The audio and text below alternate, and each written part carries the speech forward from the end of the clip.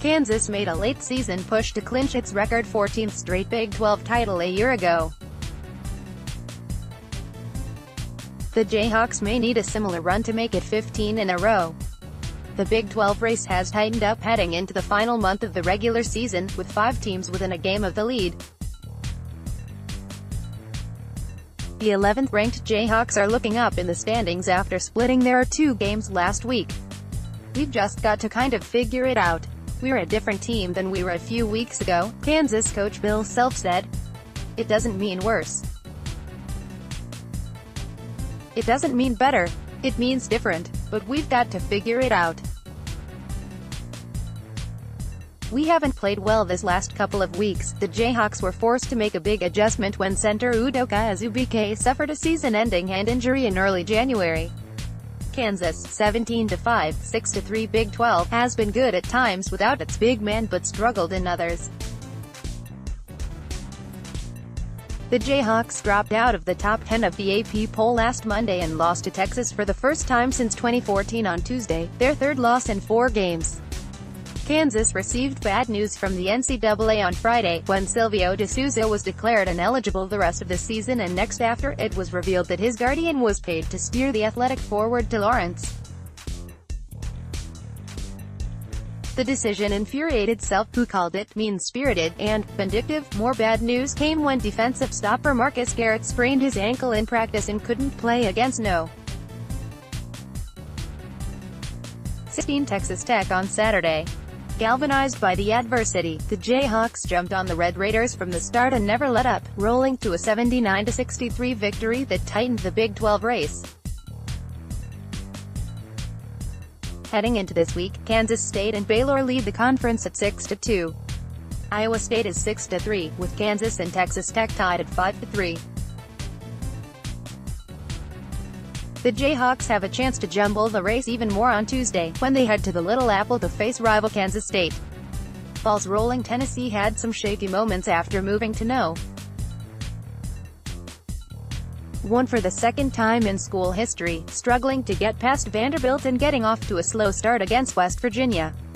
The Vols, 19-1, 7-0 SEC, had no trouble with their 2 games last week, beating South Carolina by 22 and Texas A.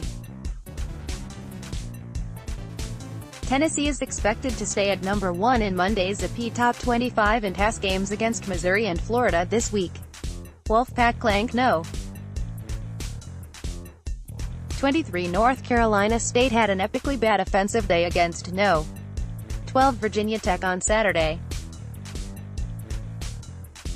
Entering with one of the ACC's best offenses, the Wolfpack shot like they were playing on State Fair hoops where the rim is barely bigger than the basket. NC State was held to 24 points, total, not for a half, for the worst output by an ACC team since the shot clock began in the 1985-86 season. The Wolfpack made 9 shots while shooting 16.7%, lowest in the history of a league founded in 1953. "It was crazy," NC State coach Kevin Keatts said. "It was almost like there was something on the rim." NC State could be headed for an exit from the poll after also losing to number 3 Virginia last week. Big Ten race. The Big Ten is heating up after No. 5 Michigan and number 6 Michigan State lost last week. The Wolverines, 20-2, 9-2 Big Ten, had a nice encore to their trip to last year's national title game, opening with 17 straight wins. But they stumbled against Wisconsin on January 19 for their first loss and had another bobble on Saturday, losing by 15 at Iowa after beating Ohio State. The Spartans, 18-4, 9-2, lost to Purdue last Sunday and had another clunker on Saturday, losing in OT to an Indiana team that had dropped 7 straight. Michigan State also got bad news earlier in the week when it learned guard Joshua Langford would miss the rest of the season because of his injured ankle. Michigan and Michigan State are tied atop the Big Ten at 9-2, with Purdue at 8-2 and Wisconsin at 8-3. Moving in, losses by NC State, number 21 Maryland and number 22 Mississippi State could create opportunities for a few teams to move into next week's poll. Auburn, which dropped out last week, won both of its games. Cincinnati has won 7 straight after beating SMU on Saturday. Washington has opened Pac-12 play with 9 straight victories, and could be the conference's first-ranked team since Arizona State dropped out in Week 9.